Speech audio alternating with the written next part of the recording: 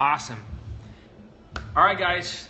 Thank you guys very much. All right, so if you are brand new to my Periscopes, my name is Cody Sperber. I'm the CEO of Clever Investor, and I want to welcome you to a series of trainings that I've been doing here on Periscope on how to make $1 million in 2016. All right, January is now behind us. We are on month 2 of 12. It is extremely important that we are firing on all cylinders. I had the absolute best month ever in January, and I expect to beat it here in February, okay? So we're going to pick up where we left off, okay?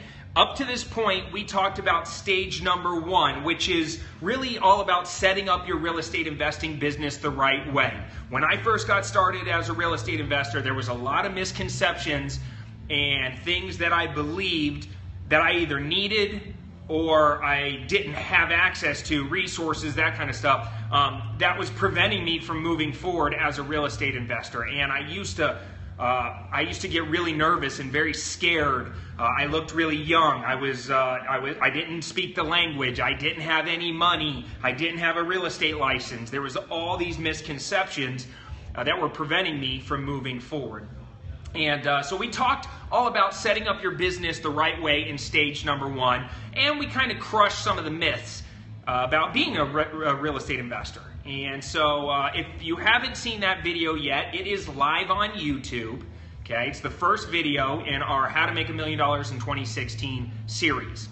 Then we jumped into stage number 2, which is all about lead generation, right? So you have your business set up the right way. Now it's time to generate some leads. And we talked about free ways and paid ways to generate leads. All right, now and that's up on YouTube as well. Last time we talked about conversion, right? So we generated leads. The leads come into our business. We set it up the right way, so everything is organized. And now we got to actually talk to people.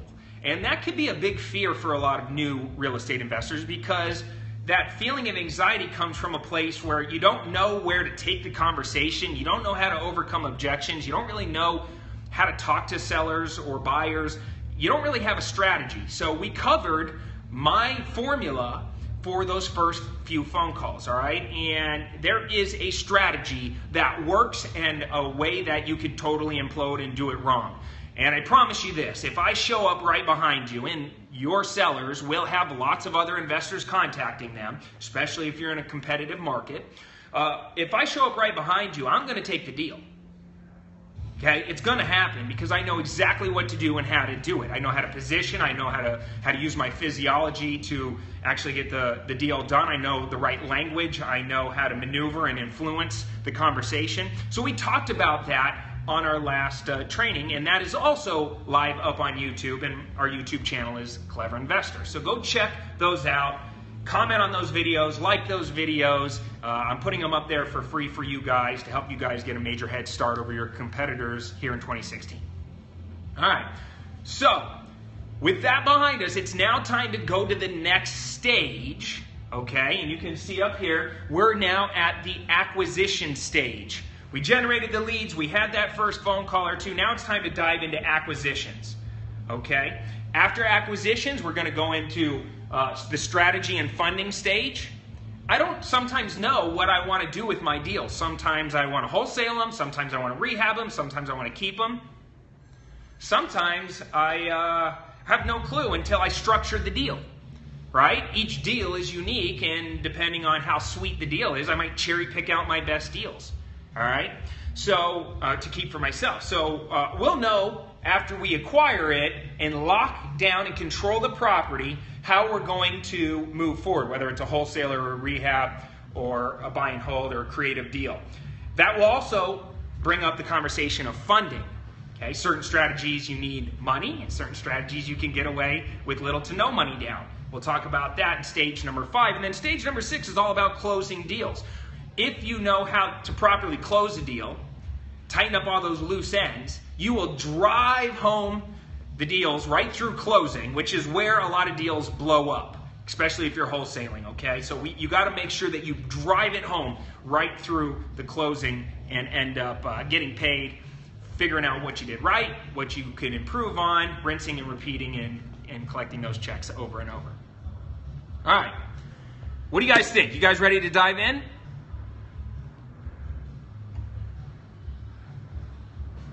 You guys with me? Okay, keep those hearts coming, guys, and keep the shares coming. That's how I know that you guys are enjoying the information. Okay, this is life-changing information that I'm giving to you guys for no cost, right? Absolutely free. This is my ethical bribe to you guys because I want to empower you to be great. I know you're already good, otherwise you wouldn't be watching this right now. And I was fortunate enough to have some mentors in my life show me some things that I couldn't find online or learn in books or from all the millions of real estate courses I bought over the years. And so this is the stuff only through amazing mediums like Periscope are we able to do. So here we go. Let's talk about acquisitions. So what do we know so far? All right. We've now had a conversation with the seller, maybe 2 conversations. What do we know so far? All right, well, we know a lot about the subject property. Okay, we've asked a lot of great questions and we've gathered some information. We know a lot about the subject property. Maybe when we've even got off the phone with the seller and looked up the address and started doing some online research. We call that doing our due diligence. Okay, doing some circumstance analysis, really understanding as much about the deal as humanly possible. The circumstance analysis part is really about the seller. What are their goals? What's their motivation? So we know a little bit about what's driving them to want to sell their property. All right. We also asked some great questions and we uncovered what the seller wants for the property and or what they think it's worth. Okay. Maybe we haven't actually put our finger on the pulse of the exact value of the property, and we're going to talk about comps here in a second, but we've asked the seller and they've told us what they want or what they think it's worth. All right?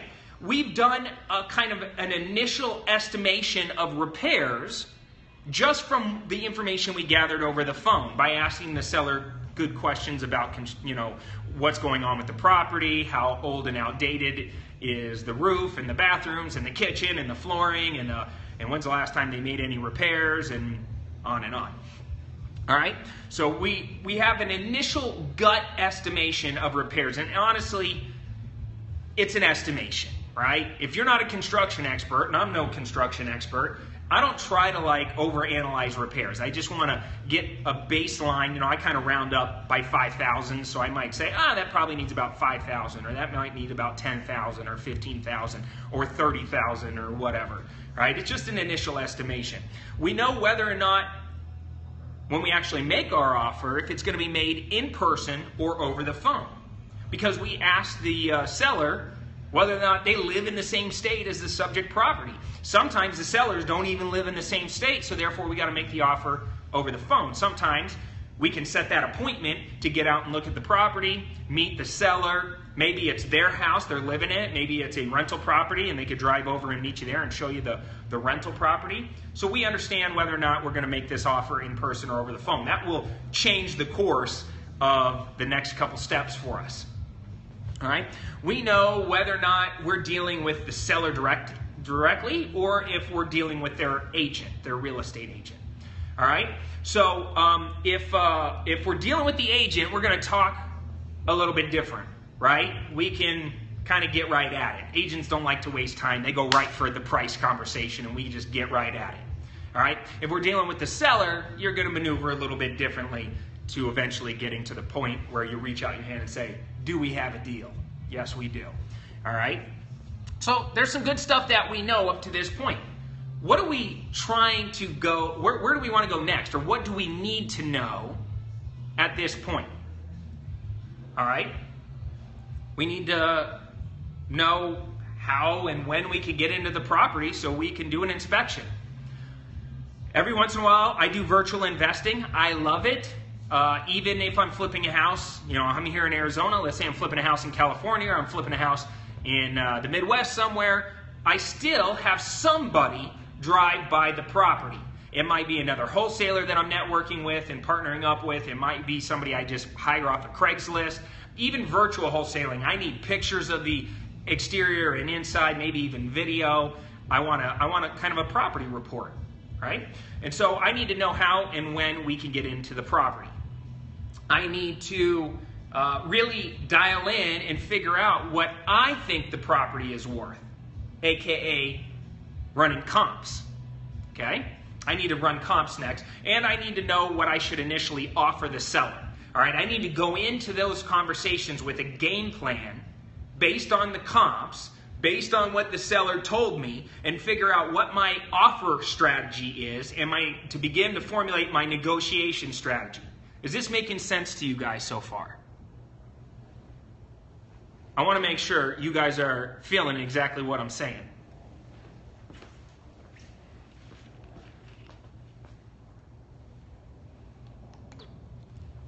Good. Okay. Awesome. All other chitty chatter, okay? Just don't be promoting, don't be cross networking. Please, guys, just allow people that want to learn to be able to see me, see the board, and just pay attention to exactly what I'm talking about, okay? Keep those hearts going, and I really, really appreciate you guys being on here. All right. Here we go. All right, so let's talk about, the seller told us what they think the house is worth, right? Maybe we asked them, what do you want? And they said, I want $100,000. Okay, well, how did you come up with that number? Okay, well, my neighbor, whose house is very similar to mine, sold about 6 months ago, and they got $100,000. Or my cousin is a real estate agent, and they told me that I should get $100,000. Or I looked on Zillow and it says 100,000, or I just pulled the number out of my butt, right? We don't know how they came up with that number, but we've asked them and that's what they think the property is worth. Now we have to do some research to find out exactly what we think it's worth, okay? And this process of comping properties, I want you guys to realize that there is there's like the art form of comping properties, and then there's the science of comping properties. All right, the art form is really, if I asked 10 wholesalers or 10 real estate agents or 10 appraisers, okay, what they think a property is worth, I'm probably going to get 10 different answers. And the reason is because everybody goes into that process of comping a property with a different lens on. Wholesalers want to sell the property and try to make a spread. Agents want to try and win a listing, so they might comp a little bit high. Appraisers are trying to protect the banks that they work for, and the loans that those banks are making, so they're going to be really conservative. Everybody's going to be a little bit different, say. So what I want you to understand is that when you're comping a property, keep it just really simple. Don't overanalyze deals. If you decide that you're going to go the rehabbing route, that's when I want you to go a little bit deeper. I want you to take your time a little bit more. I want you to get other people's opinions, okay? But if your kind of initial plan is to wholesale, don't overanalyze a property, all right? And there's a couple different ways that we can get a very quick comp on a deal, all right? All right, so number one is Zillow.com, all right? So if you go to Zillow, it's really easy. You put in an address, they give you a Zestimate, you're off to the races. The next step that I would want you to take is going to the tax records, okay, and get the tax assessor's value. To find tax records in your area, it's really easy. You can go to publicrecords.netronline.com. All right, publicrecords.net netronline.com. All right, publicrecords.netronline.com is a kind of like a portal website. You can click on your state, you can click on your county, you can get right to your tax assessor's website, and you can start to do some research about the tax assessed value of the property. You can also get other information there, such as the owner of record, which you're going to need for your purchase and sale agreement. You can verify some of the property characteristics, such as year built, square footage, lot size, and so on. All right? So publicrecords.netronline.com. All right? You almost had it. publicrecords.netronline.com. Boom, you got it. All right. Then Zillow kind of gave you that gut check. Sometimes Zillow's right, sometimes it's high, sometimes it's low, but it gives you a gut check. Then you move on to tax records, you start verifying tax information. That's when the next step, if you need to, ask your investor-friendly real estate agent, or if you have a license, go into the MLS and run what's called a quick comp, okay? The difference between a quick comp and a full-on CMA, which is a comparative market analysis, is time. A quick comp only takes a few minutes at most, okay? You go into the MLS, you go into the tax record section of the MLS, you click one single button, and it immediately gives you a value for the property. Ask your investor-friendly real estate agent for that quick comp, okay? Don't make them work really hard, okay? Just say, hey man, can you give me a quick comp real fast on this address? I appreciate it. And what they'll do is they'll go into the MLS, they'll go to the tax record section of the MLS, they'll hit the button, and they'll send the report over to you, all right? If your Zillow and your quick comp and your tax assessed value is in line, okay, you're going to start to paint a picture of what you think the property is worth, all right? It normally comes really, really close, and what ends up happening is the wheels start spinning in your head, and you start saying, well, the seller says they want 100, they only owe, say, 60 or 40 or whatever, so there's equity there. They want 100, and Zillow and everything's saying it's worth 140. Okay, and the tax assessed value is 130, and the MLS quick comp is 135 or 140. So it's probably worth somewhere right around 140. All right. If you still have questions or you decide that you're going to go to the rehabbing route, that's when you want your investor-friendly real estate agent to run a full-blown market analysis, which is called a CMA. Okay. Otherwise, just use the Zillow, the quick comp on the MLS, the tax assessed value, get a quick gut check of what you think the property is worth, and move on. Now here's another website I want to give you guys. You probably have never heard of this website before, but this is a lot of times if I go to a real estate agent and I say, hey, I'm Cody, I'm a new investor, and I'm just starting out, I haven't even done deals yet. Is there any way that you can give me access to your MLS so that way I'm not bothering you and I can look up and do my own research? What do you think that real estate agent's going to say to me? No way. I'm not giving you access to my MLS, right? But switch that conversation. What if you go to them and say, listen, I want to do a lot of deals this year. I'm doing a lot of marketing, a lot of really creative stuff. I'm on the hunt for deals. I want to be a huge valuable asset for you, get you paid over and over and over, and I want to make you my investor-friendly real estate agent. That way, if I ever lock down deals and rehab them, I'm going to give them to you. Okay, I got a whole rehabbing strategy that I'm going to do this year. I want to do about 25 deals, rehab deals this year, but I want to call you and be able to get information. So for the first few, I'll just ask you to do these quick comps, but if it becomes too much, what I'd like to do, there's another website called NARRPR.com. Have you ever heard of it? And the chances are the real estate agent probably hasn't heard of it. Okay, and you're going to say, hey, NARRPR.com is a database of information that real estate agents have access to. It's actually put together and ran by the Association of Realtors. And real estate agents can get access to NARRPR.com. Set up an account to that, and then what I can do is work with you through that portal. That way you're not giving me access to your MLS, give me access to the NARRPR, and I can run quick reports on there. And if I ever get a deal, what we'll do is we'll kind of partner up. I'll bring you the deals. You can maybe help me sell them to your cash buyers or your network. I'll be selling them on mine. We could just make some money together. Does that sound good? The chances of you getting them to give you access to NARRPR.com is much, much higher than having access to their MLS. All right? So what's great about NARRPR, sorry about that. What's great about NARRPR.com is you can put in the address. It's like a really detailed Zillow. It's going to give you tax information, foreclosure information, comp information. It is really a great site. All right? Sorry about that. All right, NARRPR.com. So those couple sites, remember, just keep, the science of comping a property would be like me teaching you how to go in and go into the MLS and pick certain properties and why do you pick certain ones, and then modify the price per square foot on certain ones. And that's more of a science. That's the technical side of doing it. The art form side is just you learning your market over time and remembering that you're moving at the speed of money.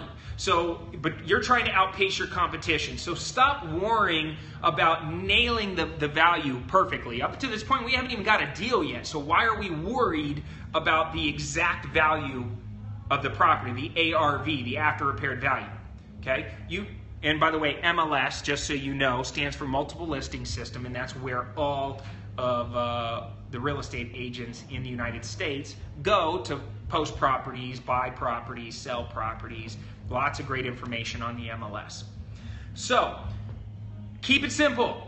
Zillow it, tax comp it, quick comp it on the MLS, get a gut check, realize, wow, it's probably worth 140. The seller says they want 100, they only owe 60. There's equity, there's room for me to negotiate. I got to try and negotiate them down a little bit, but there's a deal here, right? I'm starting to feel good about this deal. All right? Now, let's transition to the next step. So you've done this quick comp. Now it's time to find out what we think we should offer based on all this information. Now, there is a formula out there for new real estate investors. It's a very simple formula, okay? And it's going to help you get a gauge of what it is that you should offer. So I'm going to go over here and step. Oh, that ain't going to work. 1. Quick comp. 2.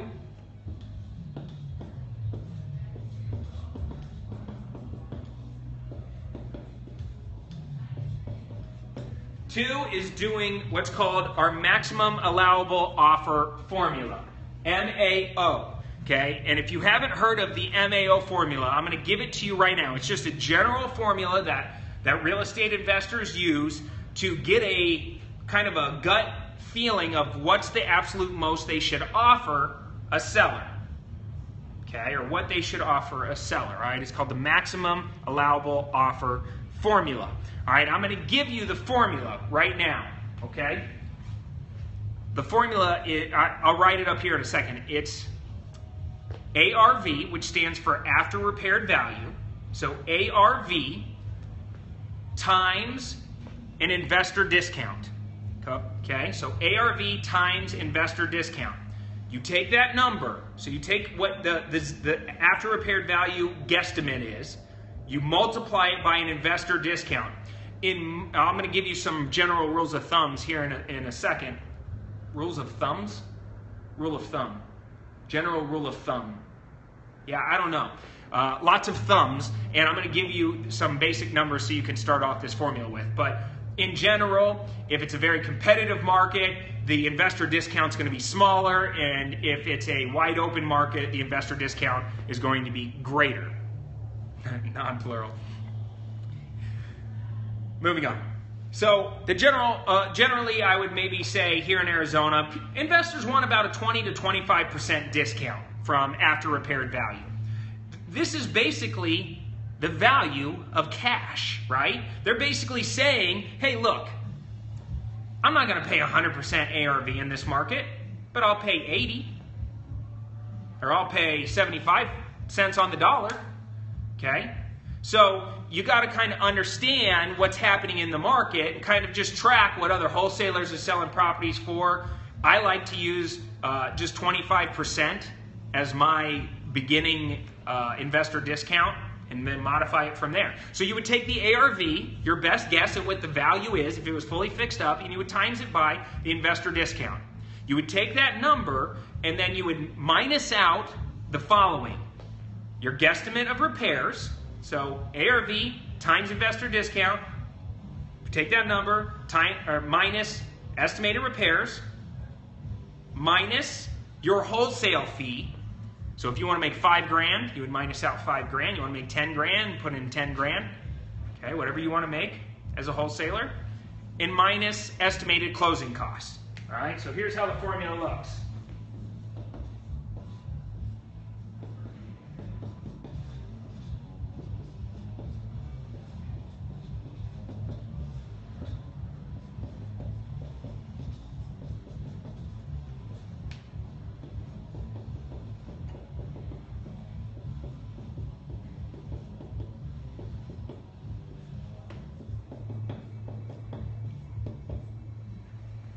Okay? And that would equal MAO.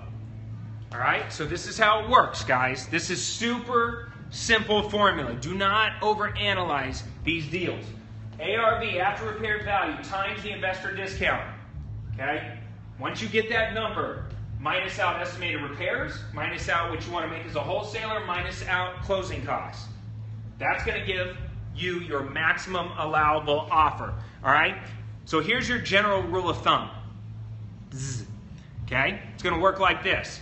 Estimate closing costs to be about 3% of ARV. Okay?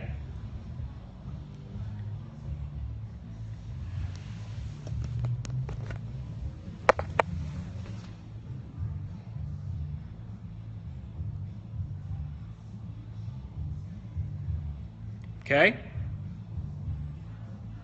Moving on. All right, here we go. Here we go. Okay, yes, real estate agent, well, no, real estate agent commissions. If you want to add real estate agent commissions into closing costs, you're going to have to add 3, 5, or 6%. Okay? So I'm just estimating 3% for closing costs. If you want to add real estate agent commissions, bump that up to 7, 8, or 9%. All right? It's up to you. Okay?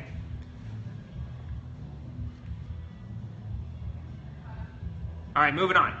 The investor discount estimated to be between 25 to 40%. All right, investor discount estimated between 25 and 40%. Estimate closing costs between 3%, 7, 8, or 9% if you're adding real estate agent commissions in there. All right? So let's just see if you can write these numbers down. I'm going to give you kind of a scenario, and you tell me if you get the right maximum allowable offer by putting the numbers that I'm about to give you into this formula.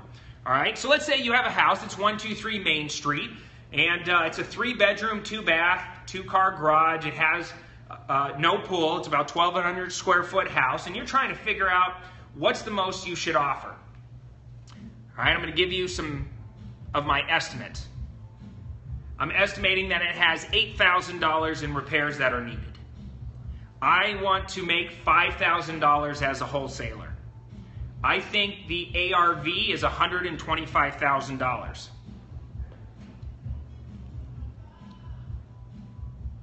3% of $125,000 is $3,750, so that's my estimated closing cost, $3,750. The investor discount in the area is 25%. All right?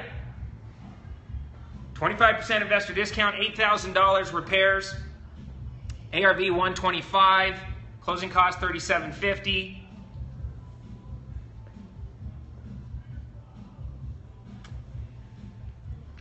Boom, somebody nailed it right out of the gate.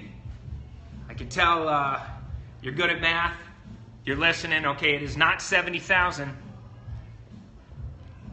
It is not 70,000.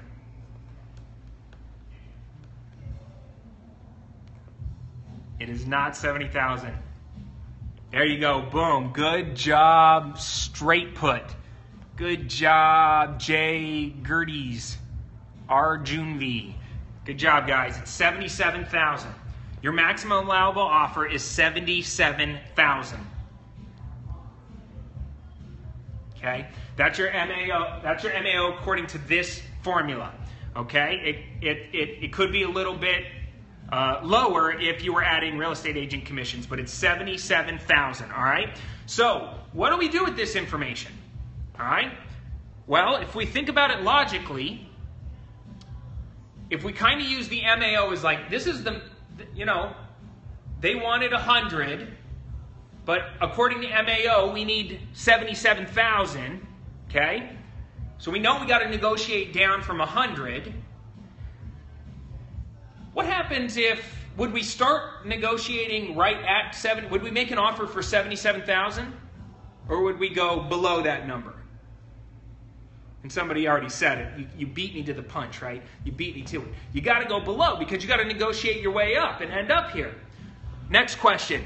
What happens if we offer 60, but they won't take it? So we offer 65, they won't take it. 70, 75, 77, 80, 84, 50, 8,500, and they finally take it. If we go above our maximum allowable offer formula, is that okay?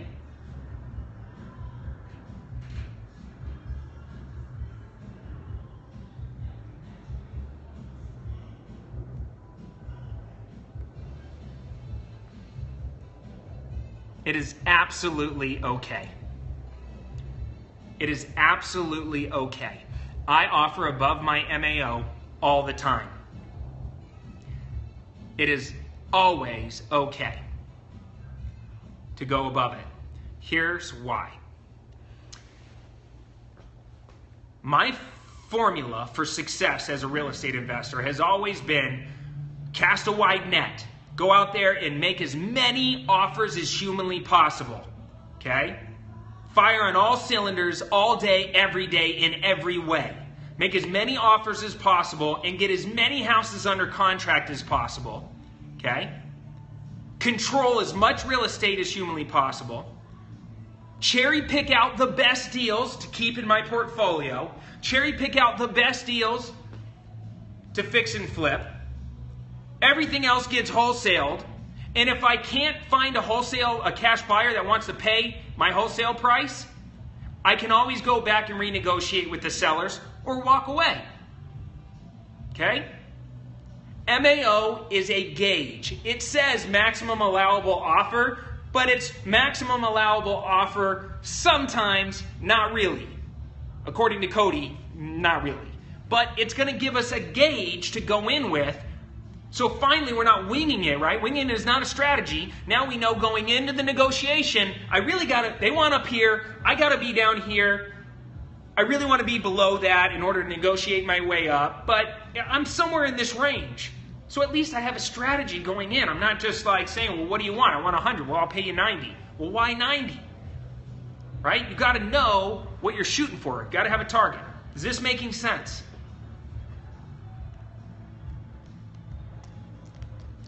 Good.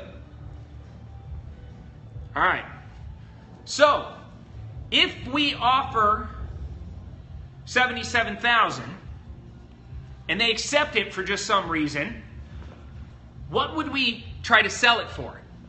This is just kind of a little bonus on top. What would we try and sell it for?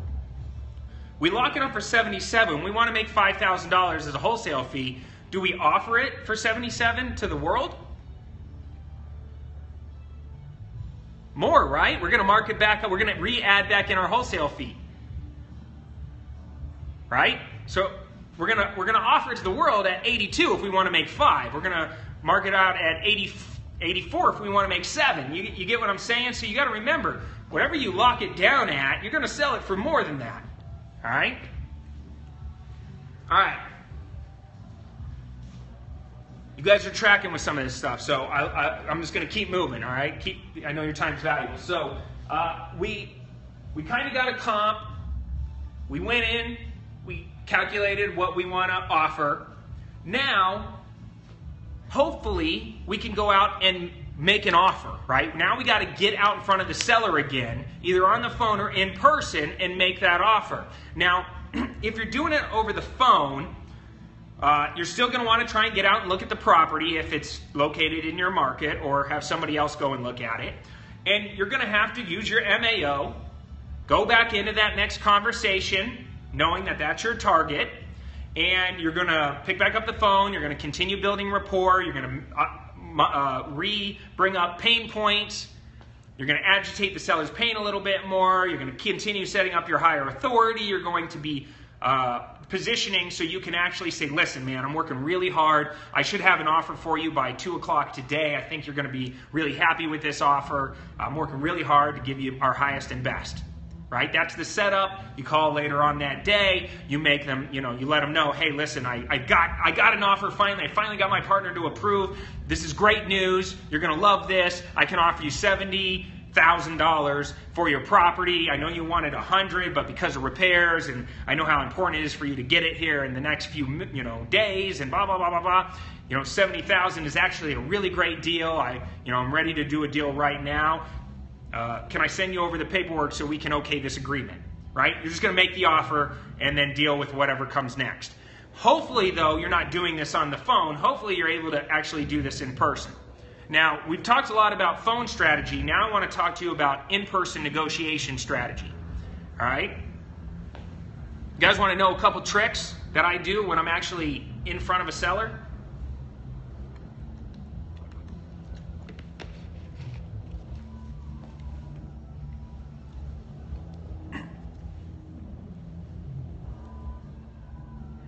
It's okay if you're doing things remotely. I mean, you could just get on the phone and continue doing a lot of these same things. But if you're in person, now you can use your physiology. Okay, you can win them with your personality. All right, so here we go. Some of you guys already know this stuff. So I'm really impressed that you guys have started throwing out some of the stuff I'm about to talk about. Guys, I had to learn this over years. Okay, these skills are something that you develop. It's not something I was born with. I had to learn them, all right? I was scared to death going into my first few conversations. I was so mortified. I could barely even, stand in front of them without shaking. I was sweating. I was just a hot mess, okay? This is something that you progressively get better at with practice and just getting out there and putting yourself in those situations, all right? So I'm letting you know right now, you will be a champion among men and women if you practice this stuff, all right? So here's how it's going to work. Number one, you're going to continue building rapport.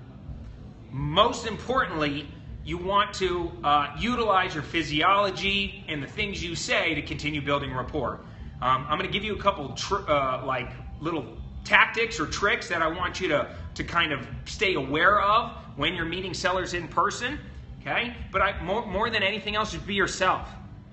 Be confident in the services that you offer. Realize that you're there to really help somebody. It's really important to you that you create a win-win scenario, that the seller walks away feeling good about the deal. You're going to walk away feeling good about the deal. You never want anybody to have seller's remorse or buyer's remorse. So just structure a deal that you would give to one of your friends or family members. All right? And you're going to win the game of real estate. You're going to get referrals. Everybody's going to love you. All right?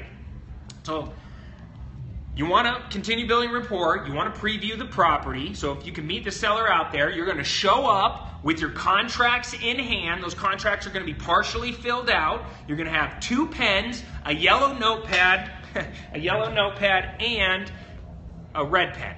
Okay? All right? 1 black pen, 1 red pen, a yellow notepad. All right.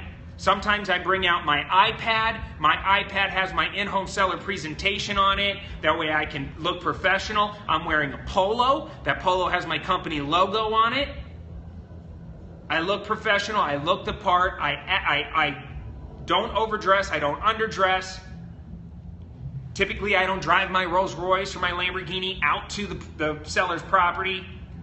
All right. I just show up.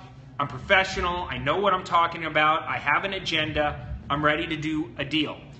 Right before I go out to the meeting with the seller, I call them. I verify the appointment. I let them know that I'm on my way out, that I got approval from my partner to make them an offer here today. I'm bringing my contracts with me. All right? So I show up. My goal is to overcome and solve any objections. Okay? I want to present an offer. I want to negotiate. I want to get the offer accepted and get my contract signed. I want to take pics and video. And if I can, I want to get a testimonial video out of them. All right? Those are my goals. All right, so let's dive into this. In order to negotiate properly, you're always constantly setting up your higher authority. It's okay in the middle of a conversation to say, you know what, that's a great question. I don't have the answer to that. I'm going to call my business partner. Or, hey, let me step outside for a second and talk to my business partner, see if I can't raise him up in price. Right? If you're constantly setting up your higher authority, you have the ability to say things like, hey, listen, we're going to offer you this, take it or leave it. And see what they do. And they might say, I'm leaving it. I don't want that deal. And you're going to huff and puff and go, oh man, I really thought this was a great deal for you. You know what? Let me go back to my partner one last time and see if I can make this happen. He's just being really stubborn. I wish I could get him up. Let me take one last crack at him, right? That's the power of positioning a higher authority. When you're there, you want to constantly match and mirror the seller. I tell this story all the time because it was probably the highest and lowest moment as a real estate investor I've ever had. But I showed up at this seller's house. It was an amazing deal in Scottsdale, Arizona. I knew that there was a ton of meat on the bones. I knew that the seller was really in need of getting cash like yesterday. It was just the perfect deal. I knew I could move the deal fast. And I show up and she's a hoarder. She's got dogs and cats everywhere. There is piss and shit everywhere. There's stuff stacked to the ceiling. It stunk. There was literally a couch with just one little space where she sat and lived. I couldn't believe that somebody lived in this environment. The house was distressed, but it was in an amazing neighborhood. And I show up, and I'm towering over top of this lady. She's sitting on a couch. There's no place to sit because all the chairs have stuff stacked on them. And I'm realizing that I need to start matching and mirroring this lady as fast as humanly possible because I can feel the anxiety in the room. I could feel the tension. I could feel that I was about to lose the deal. She just was not comfortable with me. So what do? Where do you go? Well, I looked down on the ground. I wasn't at her level, right? I'm looming over top of her.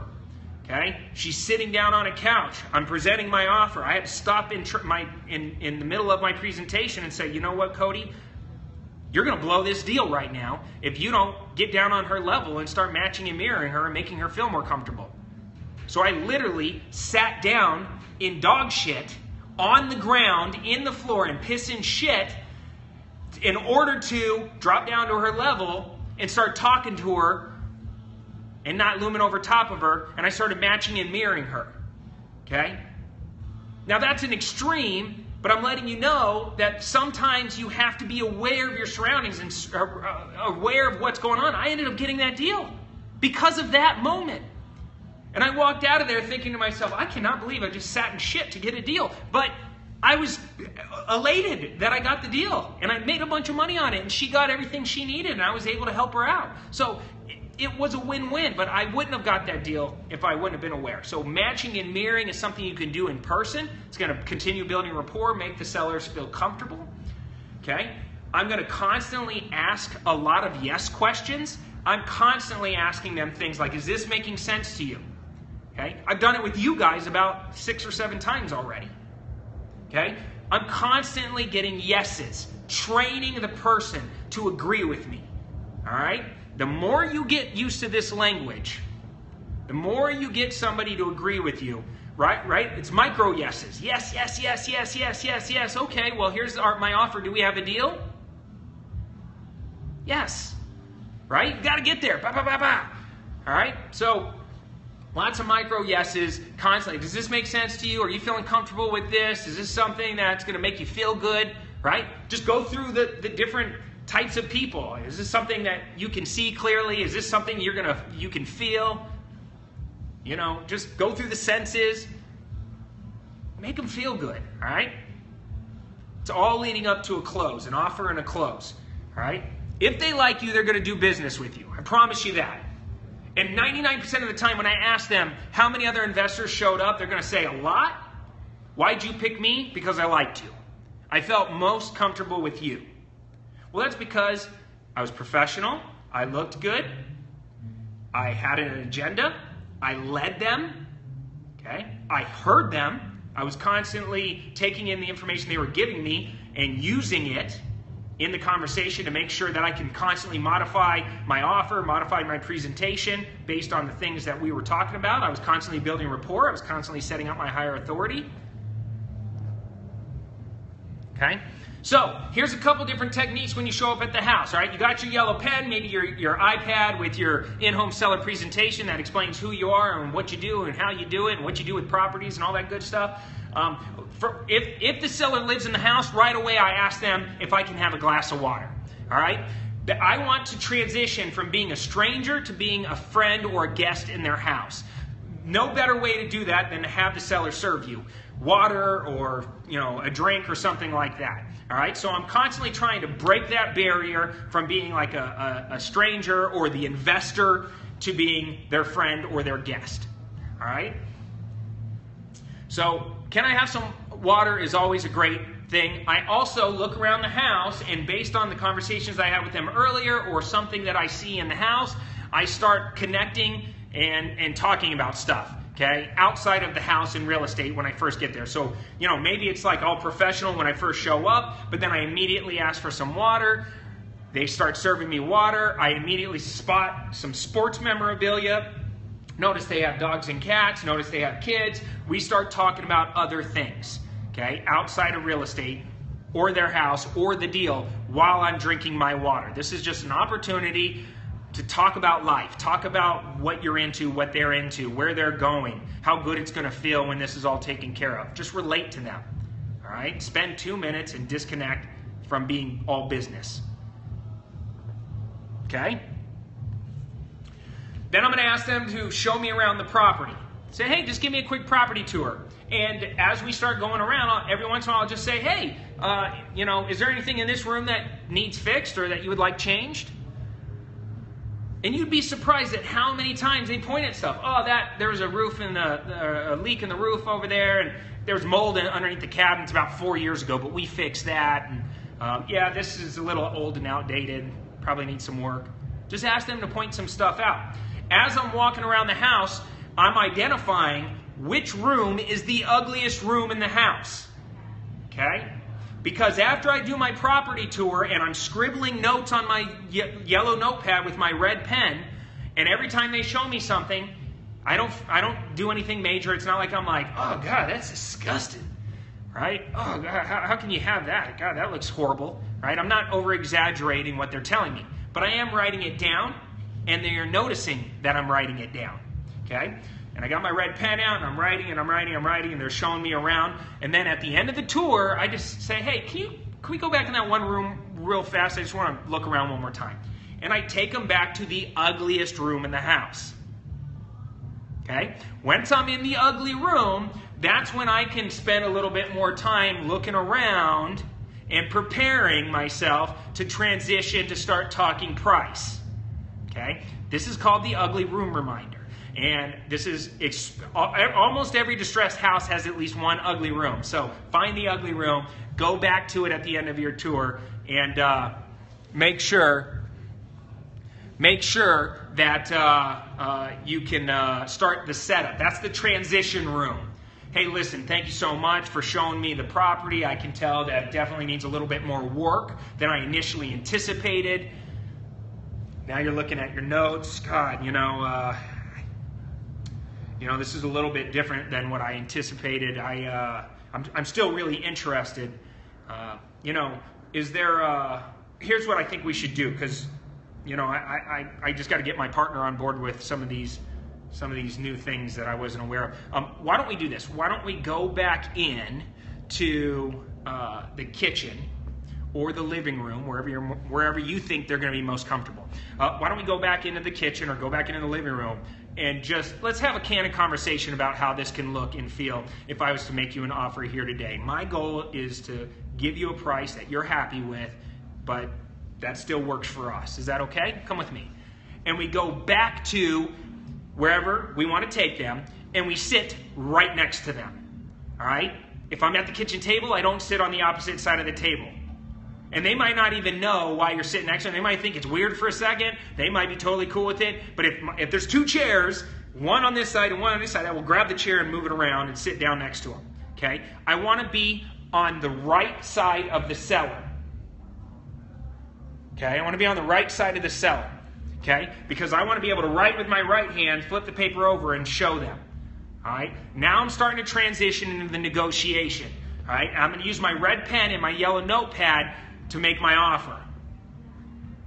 All right? So I'm going to sit to the right side. I'm going to get ready to do my in-home seller presentation, and I'm going to get ready to make my offer. All right? So now when I'm on the right side, I'm sitting down, we're comfortable. I might even have my glass of water with me. I let them know before we get started, hey, listen, I really appreciate you showing me the property. After seeing it, there's definitely some things I got to take into consideration. Now, you said on the phone that $100,000 is what you wanted. I'm ready to write you an offer here today, but before I do, I just want to ask you one more time. Is $100,000 the absolute lowest you'd be willing to go? Now, think about what just happened there. I asked them before I got started in the negotiations, before I started talking about what my offer is, before I brought up anything else, okay? If $100,000 is the absolute lowest they'd be willing to go, you would be surprised. Listen to me, people. Are you listening? You would be surprised at how many people drop right there to a point where you don't even need to negotiate.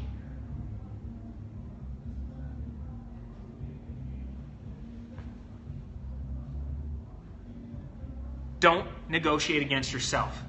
You would be surprised at how many people would drop right then. I had one guy tell me he wanted $110,000. By the time I was done, he said, well, I'll take 60.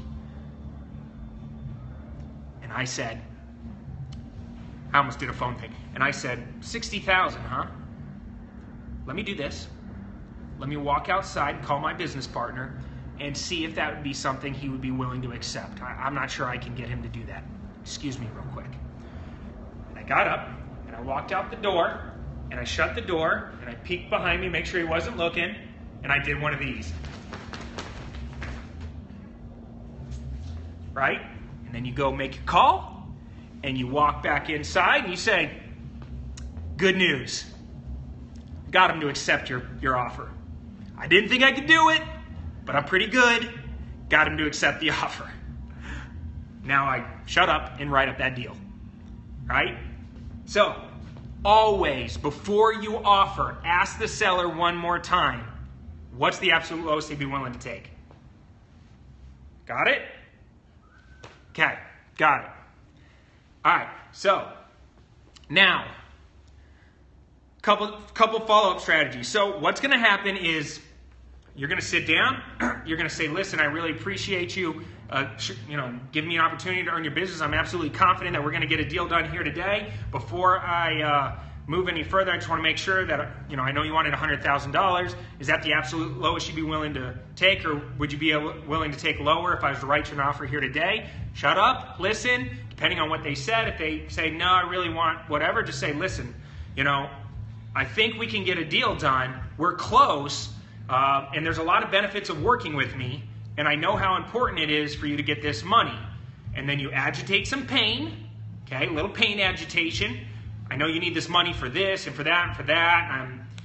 There's a lot of investors that show up and they're all this, right? They talk, but they don't actually have the money to back it up. They don't actually have the ability to close on time. I'm letting you know right now, I got a lot of great referrals. I got a lot of people that can vouch for the fact that if I say I'm going to do something, I'm going to do it, okay? So here's what I'm thinking, okay?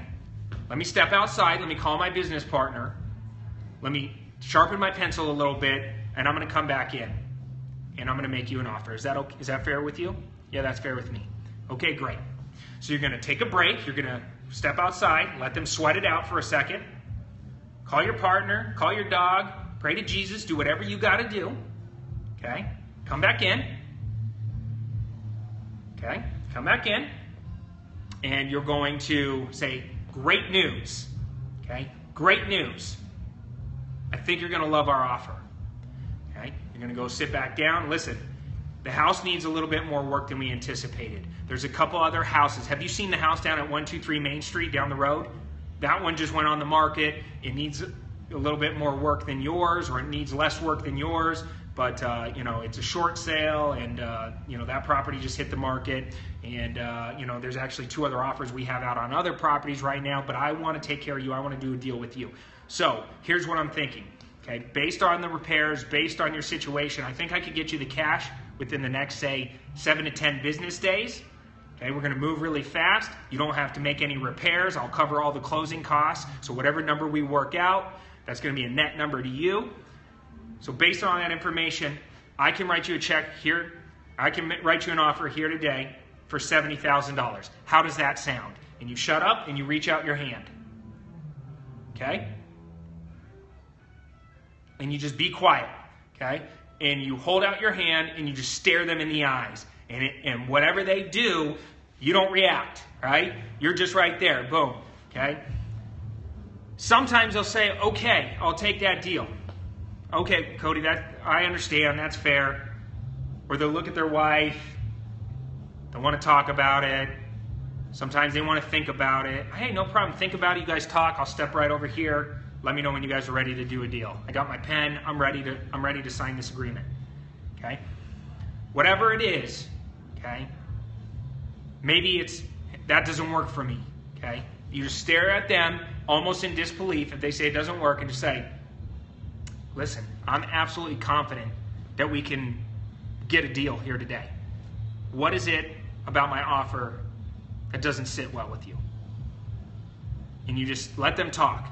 Well, I can't accept $70,000. I need more money. I want to do this. I want to do that. Blah, blah, blah, blah, blah, blah, blah, right? Now you're just listening, okay? Now I want to teach you another technique, okay? This is probably the simplest negotiation technique on the planet, okay? Everybody in any conversation or any negotiation wants to be treated fairly. So it's going to work. This is so easy. If you ask for $70,000, they really originally wanted 100, but you kind of worked them down, and maybe you offered 70 and they say no. Okay, what about my offer you don't like? What's the absolute lowest you'd be willing to take? Well, I might take 90, or I might take 80. God, I don't know about 80. Let me step outside and call my business partner. You step outside, come back in. Listen, man, we're really close. I got my partner from 70 up to 73. How does 73 work for you? I'm ready to write this up right now. Yeah, 70. I gotta have 80. Listen, I don't know if I could get you up to 80. I'm at 73. Here's what I think I can get approved, okay? And this is the fairest for both parties. What if I get my business partner to approve somewhere right in the middle between 73 and 80, and we just meet right in the middle? How does that sound? Okay? The meet in the middle almost always gets approved. You just keep going back and forth and back and forth and back and forth. Remember, you're just there to help push the deal to the finish line. So go back and forth. Okay, well, I don't think we can give you this. My partner says I could give you this, and you're going back and forth. And eventually, you get to a point where the spread started like this between the negotiations, and now you're down to here. Now you just meet in the middle. Okay? What if we can meet in the middle? Would that be something that you're okay with, and you'd okay this agreement here today? Okay? 95% of the time, meet in the middle is going to get the job done. Okay, especially after about 45 minutes to an hour spending time with them. Does this make sense to you guys?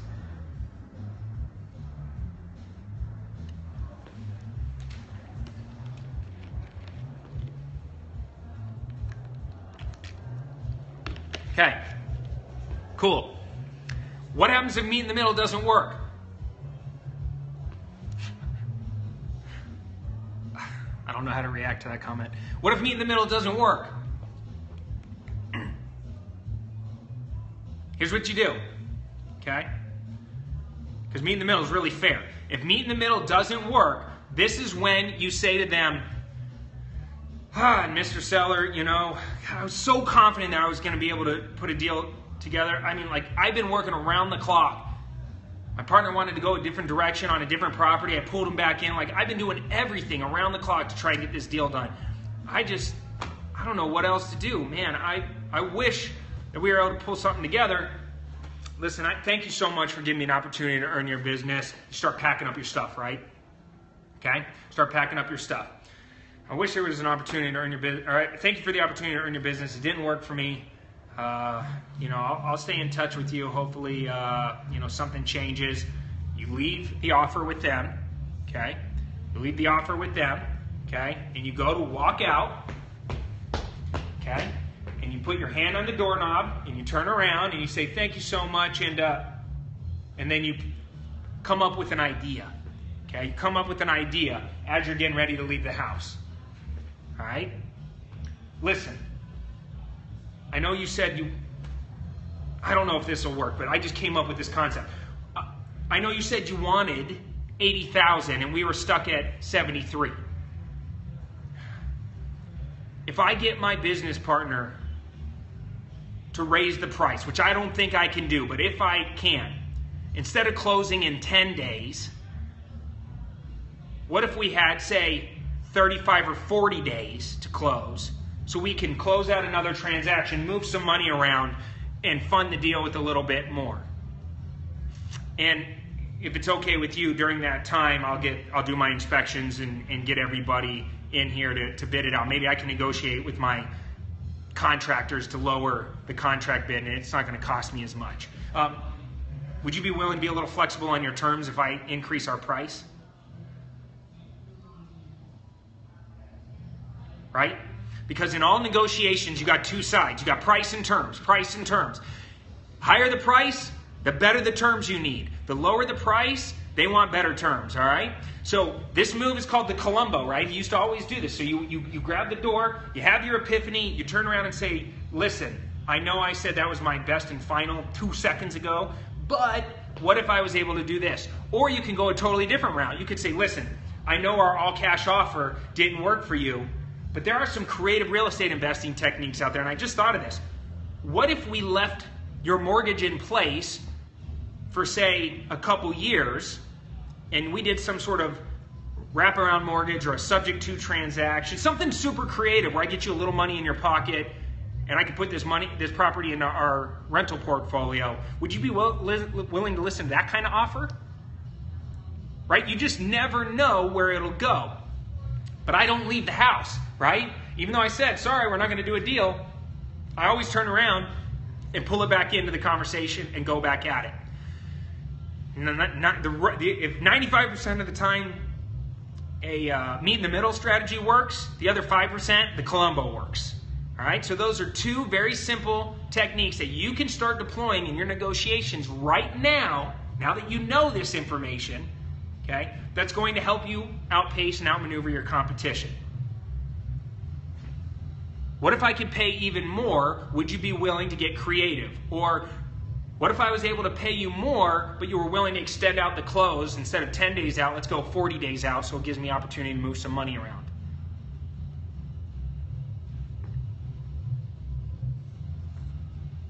You like that?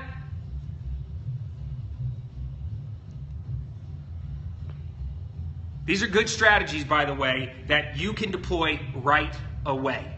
And most people don't do this. Most people hit a wall and they go, hey, I'd like to pay $70,000, and they say no, or okay, leave the offer with me, and I'll call you here in a day or two after I think about it. And new investors get all fidgety and scared and panicky, and their brain shuts down, and they're like, oh, okay, and they leave the offer and they leave the house because they don't like the pressure, right? Instead, hey, can you leave the offer with me?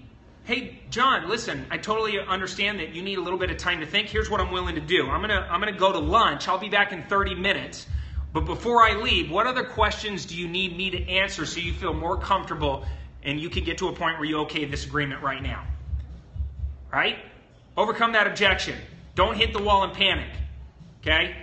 Leave the offer with them for 30 minutes, not for 2 days. Because I promise you, if I come right behind you, I'm getting the deal. I'm going to pay a little bit more.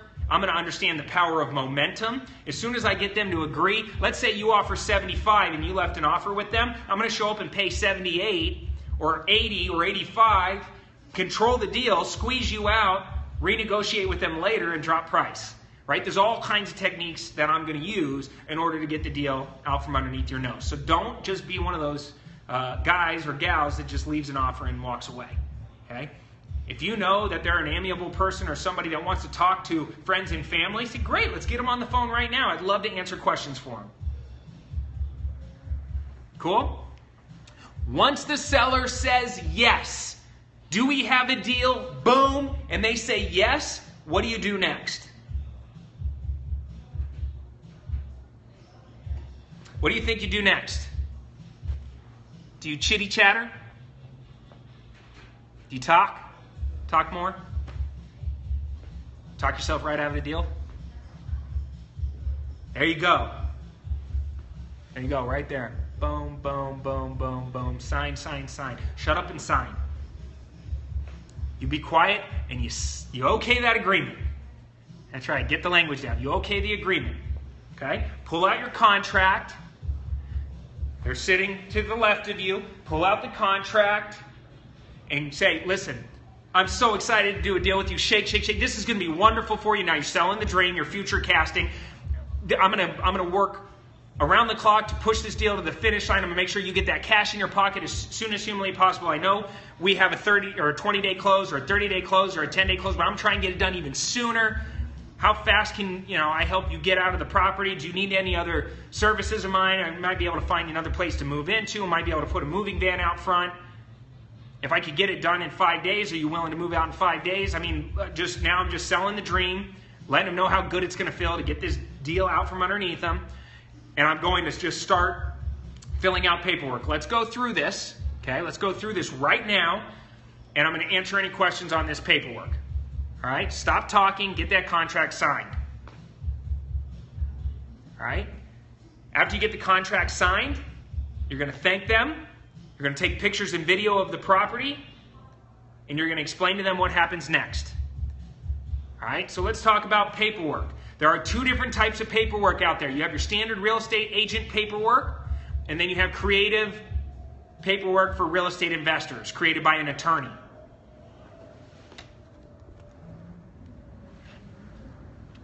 All right, you have two types of paperwork. You have paperwork created by the Association of Realtors, paperwork created by your attorney. All right, investor-friendly paperwork, okay, by the attorney has all the terms of being a wholesaler, all the terms of being a real estate investor are already baked into the contract, and it's leaning in your direction. Standard realtor paperwork, okay, and this, just to take a step back, the investor-friendly contracts, you can get those by being a student here at Clever Investor. You can go to a local real estate attorney and ask them to create some for you, all right?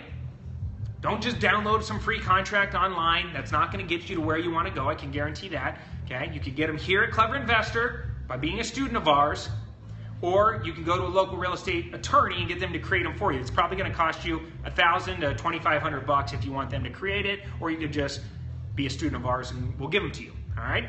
So the standard realtor paperwork, okay, the terms are not, they're naturally right in the middle, right? They're not leaning in one direction or the other. So you have to make sure that you modify that contract to protect you, the investor, or the wholesaler, or whatever you're planning on doing to it. The good news about the realtor paperwork is it's free or cheap. It benefits each party equally. It's easy to explain to the seller. They're used to that type of paperwork.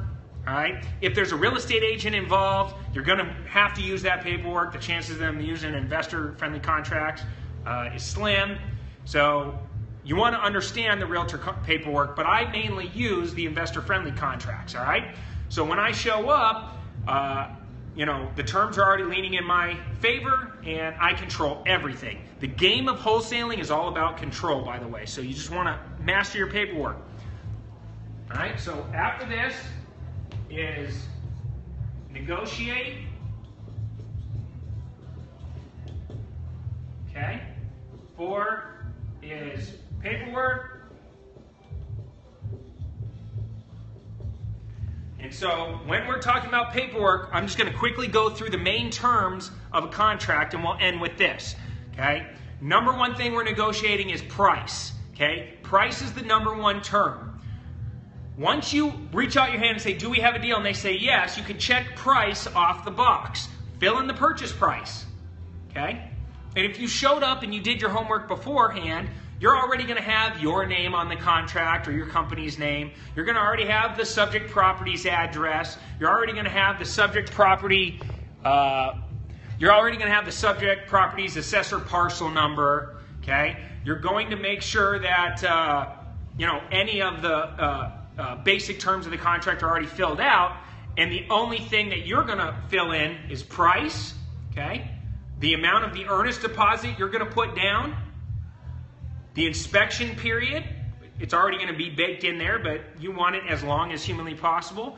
The closing date, where the closing occurs, who pays for the closing costs. All right, those are the main terms. So price, you want the lowest price possible, right? You want to negotiate that down. Earnest deposit, you want the lowest earnest deposit possible.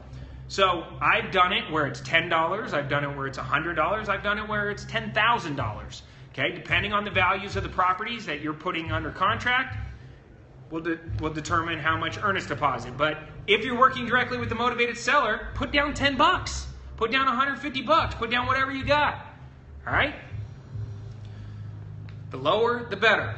Inspection period, you want your inspection period to be as long as possible. Your inspection period is your escape clause. All right? Inspection period is your escape clause. So you want to make sure that you have as long of a period of time as possible to find a cash buyer that's willing to step into your shoes, especially if you're wholesaling, okay? Or a long a period inspection period as possible so you can get your contractors in there and give you enough time to get bids as humanly possible. So extend that out. Instead of 10 days, do 10 business days. Do the entire closing period. Modify the language of your contract to say the inspection period ends the day before close of escrow. So if you have a 30-day close of escrow, that means you have a 29-day inspection period. During your inspection period, I can back out for any time at the buyer's sole discretion for any reason whatsoever under the sun. Boom. Okay? Closing date. Push your closing date out as far as humanly possible.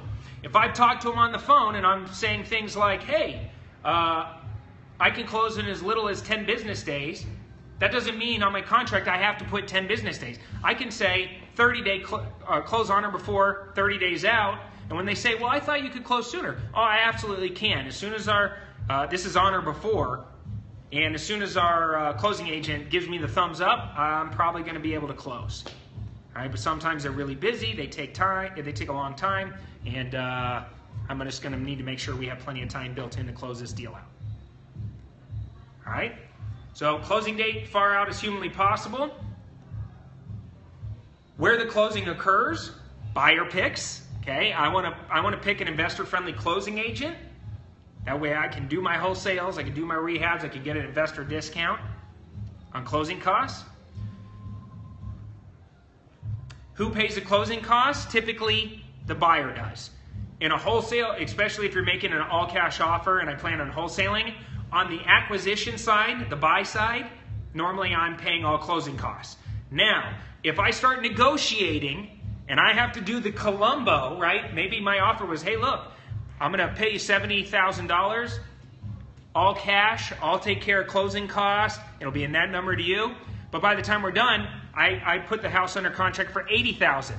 So as I negotiated up, I started modifying my other terms. So maybe I Columboed it and I said, hey, listen, what if I was able to pay you $80,000, but instead of me paying closing costs, what if we split the closing costs to be a traditional, you pay your half, I pay my half? Okay? So as the price goes up, the other terms of the deal start getting modified. Closings get pushed out, inspection periods get pushed out, closing costs goes back to a normal arrangement, maybe even the seller pays it. You get what I'm saying here? Price or terms. Price or terms. Okay? So you are in control of the negotiation. You take it any direction you want. So you get that contract, you write your contract up, you're filling it all out. You get that house under contract. You now have what's called equitable interest in the property. You haven't closed on it yet. You walk around, you have the contract signed. You thank the seller for the opportunity. You walk around, you take pictures. And as you're walking out of the house, you take your last picture and you say, you know what? My business thrives on referrals. I really appreciate you working with me. Here, real quick, stand right there. Hey, let me just get a quick video testimonial. I'll show it to the next person, because remember how you were feeling when you were first getting to know me, and I showed you those couple testimonial videos that I've done. Would you be willing to give me a testimonial video? Hey, it'll be real quick, and I put it on video, and I just say, hi, how you doing? What's your name? Oh, it's Brian. Okay, hey Brian. Hey, listen. Will you tell people why how you first found me? Oh, well, I was looking around online. I saw a Google ad and for We Buy Houses, and I decided to give you a call. Awesome, Brian. Okay, now when I first showed up, did I do everything that I said I was going to do? Oh yeah. Blah blah blah blah blah. Okay. Now I'm just controlling this testimonial, and I get a testimonial video out of them right then and there before I leave the house. Okay. I use those testimonial videos later in order to get more deals. Okay?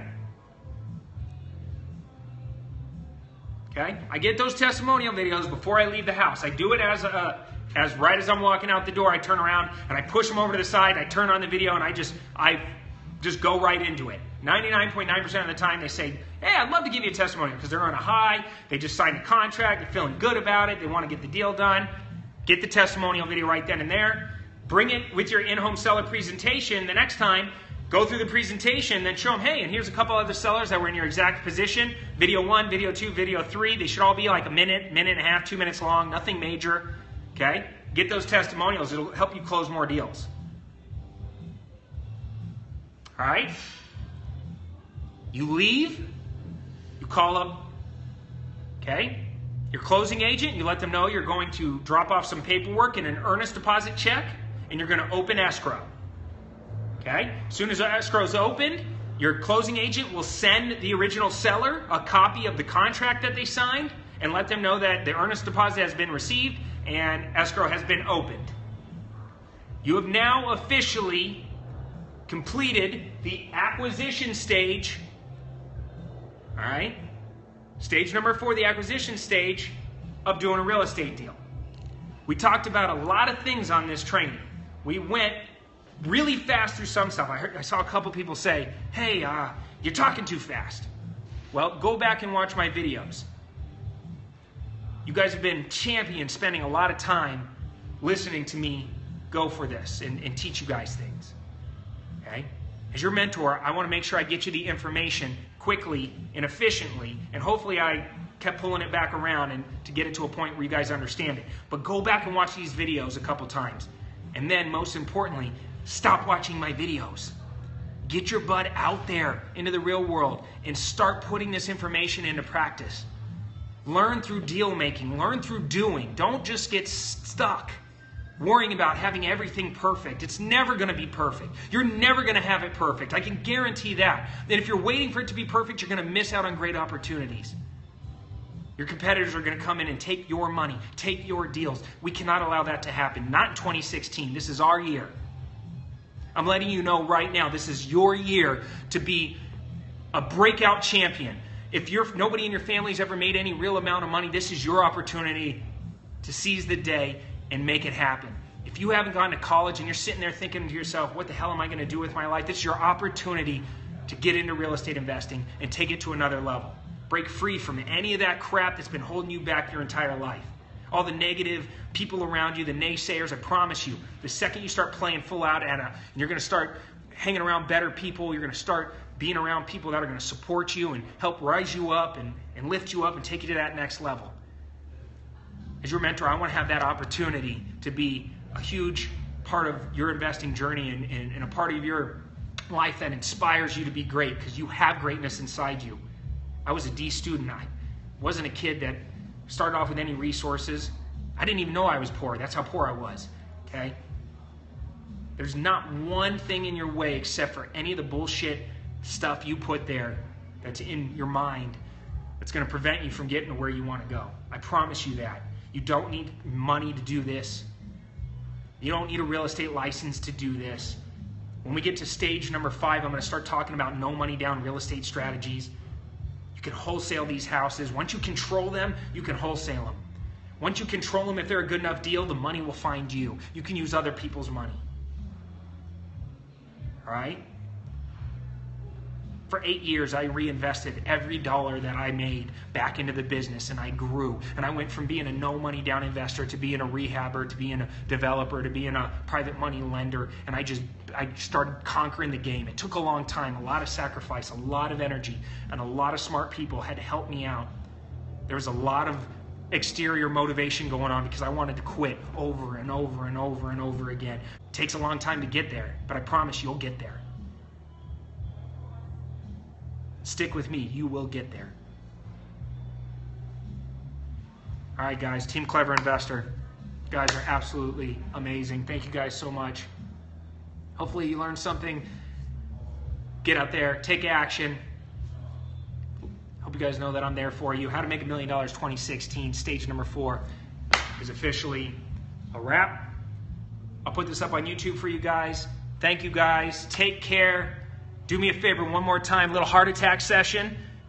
I'm going to step out of the way so you guys can take some pictures of the board. Give me some hearts, give me some love. Until next time, I have nothing left to say This is Cody Sperber, Clever Investor. Take care. Comb your hair.